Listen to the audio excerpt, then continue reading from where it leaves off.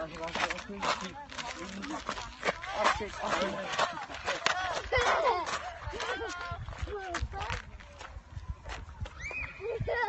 ist mein Eisner?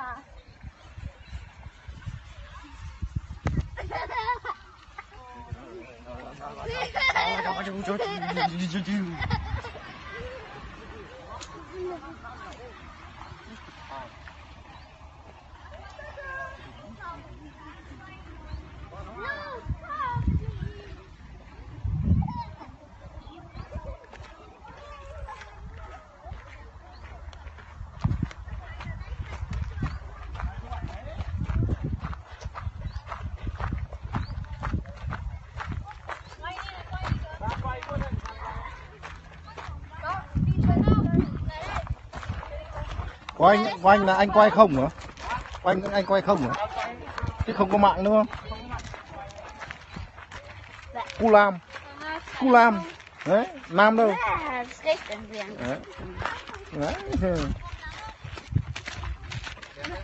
Đấy, đây. Ca sĩ Bích Phượng đang ngồi để chuẩn bị biểu diễn này này. Đấy.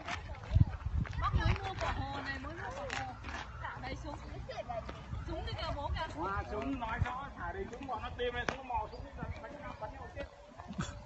Thả hoa súng. Cái thả đầy súng đêm nay bọn khủng bố đi nó mò súng lên. Đó, quay rồi.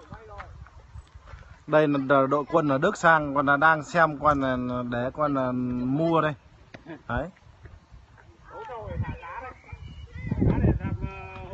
Anh em nào có nhu cầu là nướng cá, nướng thịt là liên hệ ngay. Đấy.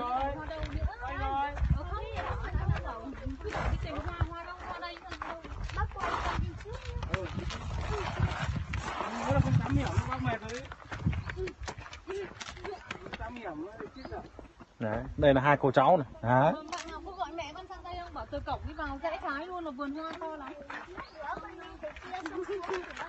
Lúc bữa con nhìn thấy chỗ này là anh không nhìn thấy chỗ này.